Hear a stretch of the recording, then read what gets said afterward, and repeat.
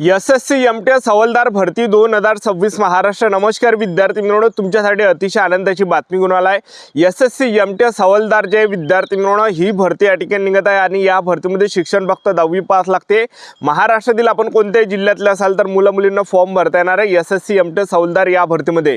आणि आपलं जर यामध्ये सिलेक्शन झालं तर मंत्रालयाच्या अंडरमध्ये आपल्याला या ठिकाणी ड्यूटी करावं लागणार आहे। मंत्रालयाच्या अंडर यामध्ये काम करावं लागणार आहे। एसएससी एमटीएस हवालदार या भरतीमध्ये 2 पद, एक एमटीएसचं पद आणि एक आहे विद्यार्थी मित्रांनो हवालदारचा पद आहे, एक लक्षात ठेवा। आणि 10,000 जागांसाठी ही भरती या ठिकाणी निघत आहे। आणि ही जी भरती आहे विद्यार्थी मित्रांनो स्टेट वाईज ही भरती आहे, एक लक्षात ठेवा। यामध्ये पेपर होणार आहे पासिंगचा जर आपण विचार केला तर 40 मार्काचा यामध्ये पेपर होणार आहे। ओपन कॅटेगरीसाठी पासिंग 12 मार्कावर आहे, ओबीसी कॅटेगरीसाठी पासिंग 10 मार्कावर आहे आणि एससी कॅटेगरीसाठी जे पासिंग आहे हे 8 मार्कावर आहे, एक लक्षात ठेवा। तर आपलं यामध्ये सिलेक्शन झालं एसएससी एमटीएस हवालदार या भरतीमध्ये कोणती ड्यूटी करावं लागणार आहे, काम कोणतं करावं लागणार आहे, ड्यूटी कशा प्रकारे असणार आहे, मंत्रालयाच्या अंदर कुठं आपल्याला काम करावं लागणार आहे, ड्यूटी कशा प्रकारे असणार आहे, या सर्व गोष्टीबद्दल सांगणार आहे। आणि आपलं जर यामध्ये सिलेक्शन झालं पगार 21,700 ते 69,100च्या दरम्यान आपल्याला पगार भेटणार आहे। मंत्रालयाच्या अंदर आपल्याला या ठिकाणी काम करावं लागणार आहे। तर सिलेक्शन होण्याचे जास्त चान्सेस आहे। महाराष्ट्रातून जास्त विद्यार्थी या भरतीमध्ये फॉर्म भरत नाही, इकडे भरपूर विद्यार्थ्यांचं लक्ष राहत नाही, एक लक्षात ठेवा। आणि महाराष्ट्राचा जो कडाबा हा कमी लागल्याने आपलं जर सिलेक्शन झालं मुंबई, नागपूर आणि जे काही पुणे आहे तर ह्या 3 जिल्ह्यामध्ये आपल्याला ड्यूटी करावं लागते। आपल्या महाराष्ट्रामध्ये ड्यूटी करावं लागते, एक लक्षात ठेवा। आणि खाकी वर्दी सुद्धा यामध्ये आहे। तर या भरतीची सर्व माहिती तुम्हाला सांगणार आहे। फॉर्म भरण्याची तारीख वगैरे, उंची किती आहे, छाती किती आहे, ग्राउंडला कोण निवड आहे, लेखी परीक्षेचा अभ्यासक्रम का, निवड प्रक्रिया, संपूर्ण माहिती आजच्या व्हिडिओच्या माध्यमातून एसएससी एमटीएस हवालदार भरतीबद्दल सांगणार आहे। आजचा व्हिडिओ खूप महत्त्वाचा होणार आहे, व्हिडिओ शेवटपर्यंत बघा आणि व्हिडिओला आताच लाईक करा। नमस्कार विद्यार्थी मित्रांनो, माझी नोकरी कॉर्नर यूट्यूब चॅनलवर मी गोपाल आणखळे तुमचं सर्वांचं सहर्ष स्वागत करतो।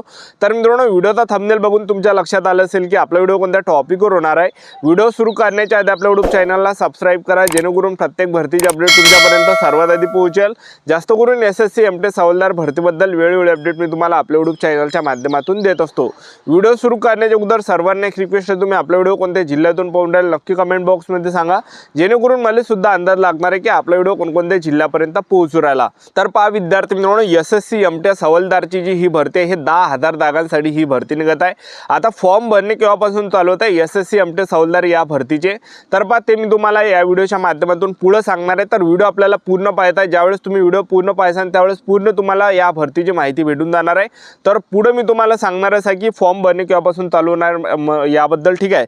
तर यामध्ये शिक्षण फक्त जे एसएससी एमटीएस हवालदारचं जे पद आहे यामध्ये 10वी पास लागते।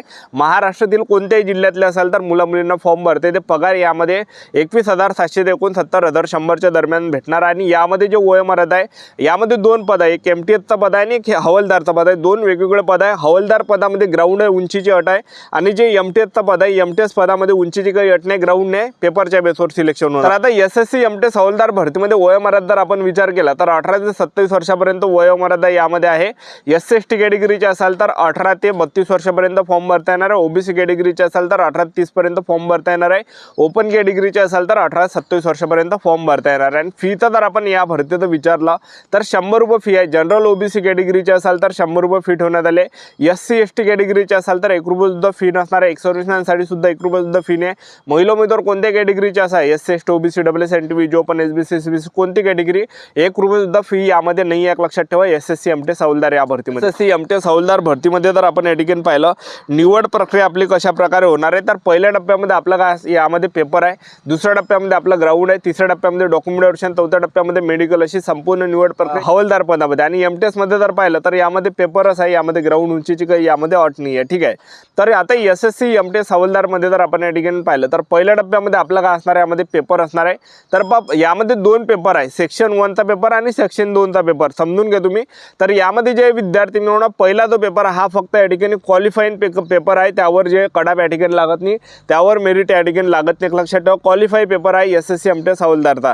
तर यामध्ये पहिले 40 मार्काचा आपला पहिला पेपर होणार आहे, ज्यामध्ये बुद्धिमत्ता चाचणीची 20 प्रश्न परीक्षेला विचारले जाणार आहे आणि त्याचबरोबर गणिताचे 20 प्रश्न परीक्षेला विचारले जाणार आहे। झाले किती 40 मार्क आहे ना। आणि 40 पैकी जर आपण पेपरसाठी जो आपल्याला टाइम भेटणार आहे तर तो 45 मिनिटाचा टाइम आपल्याला पेपरसाठी भेटणार आहे। आणि त्याचबरोबर पासिंगचा जर आपण विचार केला, ह्या 40 मार्काचा पेपर असणार आहे, बुद्धिमत्ता चाचणीची 20 प्रश्न, गणिताची 20 प्रश्न। तर 40 पैकी जे पासिंग आहे एससी एसटी कॅटेगरीचे असाल तर 40 पैकी जर 8 मार्क तुम्हाला पडले तर आपण पेपर पास, आपल्याला दुसऱ्या पेपरला बोलवलं जाते। आणि तुम्ही जर ओबीसी कॅटेगरीचे असाल 40 पैकी तर आपल्याला या ठिकाणी 10 मार्क पडले ओबीसी ईडब्ल्यूएसला पेपर पास राहतो। आणि त्याचबरोबर तुम्ही ओपन कॅटेगरीचे असाल 40 पैकी तर तुमचे 12 प्रश्न बरोबर आले तर पेपर पास राहतो, आपल्याला दुसऱ्या पेपरसाठी बोलावलं जातं। मग यामध्ये सेक्शन 2चा पेपर राहते।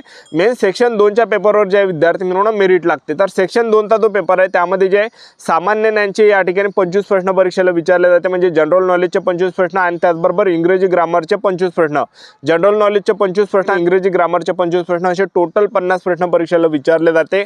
आणि एका प्रश्नाला 3 गुण आहे, 150 मार्काचा पेपर राहते। पहा जनरल नॉलेजचे 25 प्रश्न, इंग्रजी ग्रामरचे 25 प्रश्न, तर टोटल 50 प्रश्न आणि एका प्रश्नाला 3 गुण आहे, 150 मार्काचा हा पेपर राहते। आणि त्याचबरोबर निगेटिव्ह मार्किंग यामध्ये 3 एवढी निगेटिव्ह मार्किंग राहते। 3 जर आपण प्रश्न चुकले तर 1 मायनस होते, 45 मिनिटाचा टाइम राहते, ठीक आहे। तर अशा प्रकारे आपल्या यामध्ये पेपर होणार आहे आणि पेपरच्या बेसवर आपल्या या ठिकाणी मेरिट लागणार आहे। त्यानंतर आपलं दुसऱ्या टप्प्यामध्ये काय असणार आहे, ग्राउंड असणार आहे। तर उंचीचा जर आपण विचार केला, पुरुष उमेदवारांसाठी उंची 157 सेंटीमीटर, महिला उमेदवारांसाठी उंची 152 सेंटीमीटर, छाती 76 सेंटीमीटर, फुगून 5 सेंटीमीटर भरली पाहिजे। आणि ग्राउंडचा जर आपण विचार केला तर बा पुरुष उमेदवारांसाठी यामध्ये 1600 मीटर रनिंग आहे 15 मिनिटामध्ये। 15 मिनिटामध्ये जर तुम्ही 1600 मीटर रनिंग मारली तर आपण या ठिकाणी ग्राउंड क्वालिफाय असणार आहे, ग्राउंड पास असणार आहे, एक लक्षात ठेवा, ठीक आहे। आणि त्याचबरोबर महिला उमेदवारांसाठी जर आपण या ठिकाणी पाहिलं तर आणि त्याचबरोबर पुरुष उमेदवारांना 8 किलोमीटर सायकल सुद्धा चालवावं लागते 30 मिनिटामध्ये। आणि महिला उमेदवारांसाठी जर पाहिलं तर महिला उमेदवारांचं जे वजन आहे 48 किलोच्या वरती असलं पाहिजे। महिला उमेदवारांना 1 किलोमीटर रनिंग आहे 20 मिनिटामध्ये मारायचे। 20 मिनिटामध्ये पैदल जरी चाललो आपण 1 किलोमीटर रनिंग तर आरामात मारून देतो, ठीक आहे। तर 1 किलोमीटर रनिंग महिला उमेदवारांना 20 मिनिटामध्ये मारायची आहे। त्याचबरोबर सायकल महिला उमेदवारांना 3 किलोमीटर सायकलिंग चालवायची आहे 25 मिनिटामध्ये। अशा प्रकारे यामध्ये ग्राउंड आहे, जे हवालदारचा पद आहे यामध्ये। अशा प्रकारे आता यामध्ये आपलं सिलेक्शन झालं तर ड्युटी कुठं करावं लागणार आहे, कशा प्रकारे ड्युटी असणार आहे पहा। जे एसएससी आहे तर पहा एमटीएस हवालदार हे दोन्ही पद ग्रुप सी पदाचे आहे। आणि यामध्ये जे विद्यार्थी मिळून यात विविध केंद्रीय मंत्रालयामध्ये आपली ड्युटी राहते, विभाग आणि महसूल कार्यालयामध्ये आपली ड्युटी राहते।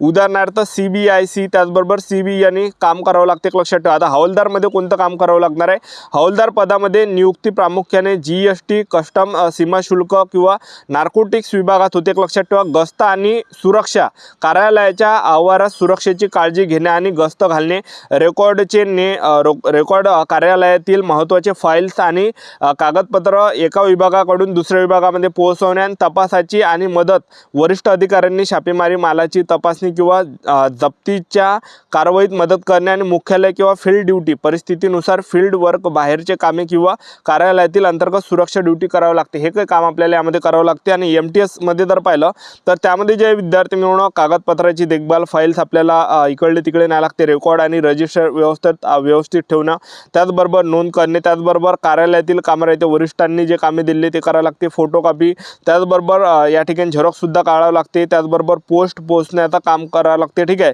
संगणक आणि टायपिंग, संगणकावर साधे डेटा एंट्री, ईमेल पाठवणे आणि कार्यालयीन वेबसाईट हाताळणे, तर हे काही काम राहते। स्वच्छता पण करावं लागते तुम्हाला, कार्यालयाची साफसफाई सुद्धा करावं लागते, हे एमटीएस मध्ये काम करावं लागते।